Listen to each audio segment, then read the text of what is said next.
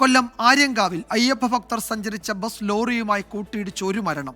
സേലം സ്വദേശി ധനപാലനാണ് മരിച്ചത്. കുട്ടികളടക്കം 28 പേർക്ക് പരിക്കേറ്റു. ചരക്ക് ലോറിയുടെ നിയന്ത്രണ നഷ്ടമായതാണ് അപകട കാരണം. പുലർച്ചെ 4 മണിയോടെയായിരുന്നു അപകടം. തിരുനെൽവേലിയിൽ നിന്നും റോഡ് പണിക്കുള്ള മെറ്റലുമായി കരുനാഗപ്പള്ളിക്ക് വരികയായിരുന്നു തമിഴ്നാട് രജിസ്ട്രേഷൻ ലോറി. ശബരിമല ദർശനം കഴിഞ്ഞ് മടങ്ങുകയായിരുന്നു സേലം സ്വദേശികളായ അയ്യപ്പ ഭക്തർ. ആര്യങ്കാവ് പഴയ ചെക്ക് പോസ്റ്റിന് സമീപം കാറിനെ മറികടക്കുന്നതിനിടെ നിയന്ത്രണം തെറ്റിയ ലോറി എതിർവശത്തുകൂടെ വരികയായിരുന്ന ബസ്സിനെ ഇടിക്കുകയായിരുന്നു. അമിതമായിട്ട് ലോഡ് കയറ്റി വണ്ടി ന്യൂട്രലാണ് വരുന്നത്. യാതൊരു നിയന്ത്രണവുമില്ല. അവർ വരുന്ന വഴിക്ക് കണ്ട വണ്ടികളെല്ലാം തട്ടി ഇങ്ങനെ നിരന്തരം ഈ മേഖലയിൽ അപകടങ്ങൾ ഉണ്ടാകാറുണ്ട്. ഈ കഴിഞ്ഞ ദിവസം താഴെ ഒരു എക്സൈസ് കോസ്റ്റിൽ പോയി ഇതുപോലെ വണ്ടി ഇടിച്ചു കയറി അപകടം ഉണ്ടായി. അതിനൊരു 2 വർഷം മുമ്പേ ഇവിടെ വണ്ടികൾ ഇടിച്ച് ഈ സെയിൽ ടാക്സ് ജംഗ്ഷനിൽ മരണപ്പെട്ടിട്ടുണ്ട് ആളുകൾ. 3-4 പേർക്ക് ആക്സിഡൻറ്റ് പറ്റിയിട്ടുണ്ട്.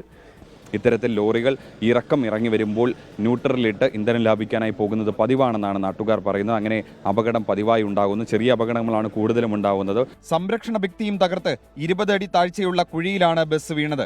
2 പേർ റോഡിലേക്ക് തെറിച്ചു വീണു. ഒരാൾ തൽക്ഷണം മരിച്ചു. സേലം സ്വദേശി ധനപാലനാണ് മരിച്ചത്. ബസ്സിൽ 4 കുട്ടികളടക്കം 24 പേരുണ്ടായിരുന്നു. 6 പേരെ തിരുവനന്തപുരം മെഡിക്കൽ കോളേജിലേക്ക് മാറ്റി.